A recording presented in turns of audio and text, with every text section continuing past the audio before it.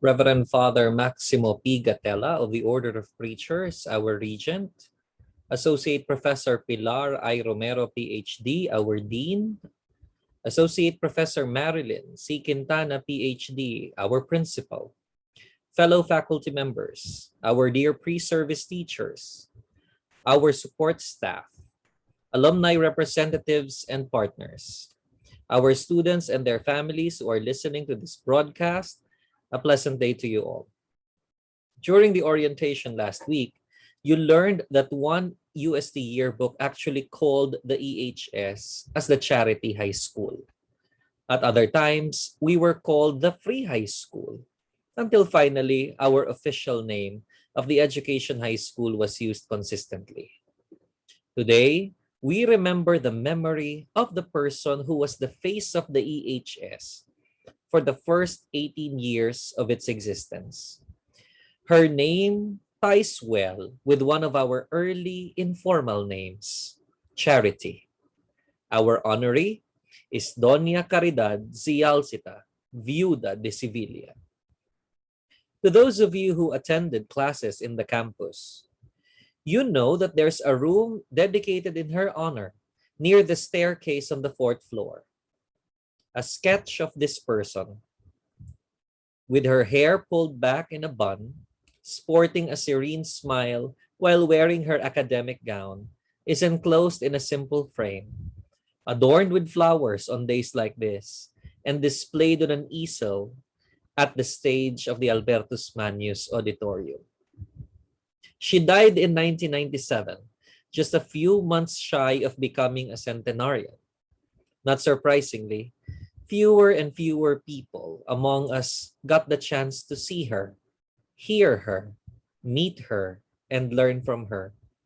Allow me, though, to pay tribute by echoing the words of our alumni who did get to meet her, who were there when the EHS was in a modest two-story wooden building that used to be a male servant's quarters or morgue, depending on which source you check. Doña Caridad Sevilla was born in 1898, the year most associated with our fight for our country's freedom. She was descended from a well-to-do family, and her godfather was Emilio Aguinaldo himself.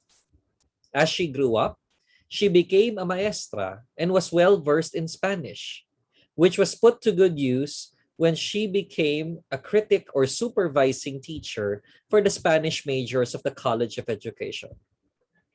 She was either 51 or 52 when EHS was opened, and surely it would have been a unique sight to be in an old two-story wooden building filled with young boys and girls from poor families, possibly affected by the Second World War, and to see this dignified and revered woman in her barot saya every single day.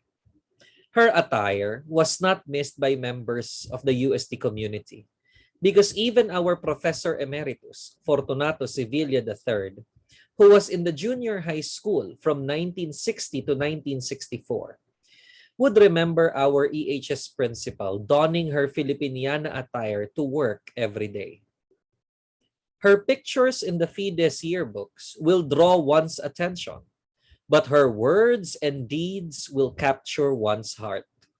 She was a disciplinarian, strict, frank, and by the book. With her trusted secretary, the late Mr. Francisco Bonifacio, she ensured that EHS students were obedient, prayerful, and studious. She would not be shy to remind students to study well and learn much so that they can rise above poverty. She also gave tough love advice. When the late dentist Luis Orosa of class 1959 said he wanted to be a doctor, she was honest to say, "Luis, mahirap yan, kasi mahirap ka." But her message did not end there. For what came after were words of advice on how one can rise above poverty, can succeed in life. And by the time Dr. Luis died last year, he was known as the dentist of the stars, with his own three-story commercial building in the heart of Pasig City and a satellite clinic in Medical City, Ortigas. She was a prayerful woman, and even when she was wheelchair-bound, she would attend Mass regularly in our parish, with the assistance of her daughter who bore the same name, Caridad Jr., our dearly departed Ma'am Karing. The image of her daughter, caring for the aged mother, was captured beautifully in the writings of former rector and former EHS regent, Father Rolando de la Rosa of the Order of Preachers, who said that love indeed begets love. And love was something that Caridad Sevilla did not lack. Her office was not just an office of papers and files. Her office was also an office of essentials.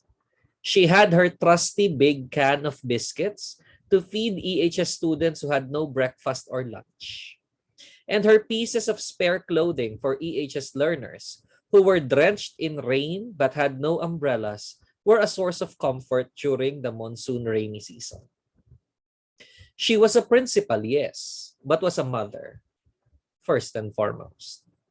And her children included the first 21 batches of EHS, who to this day pay homage to her.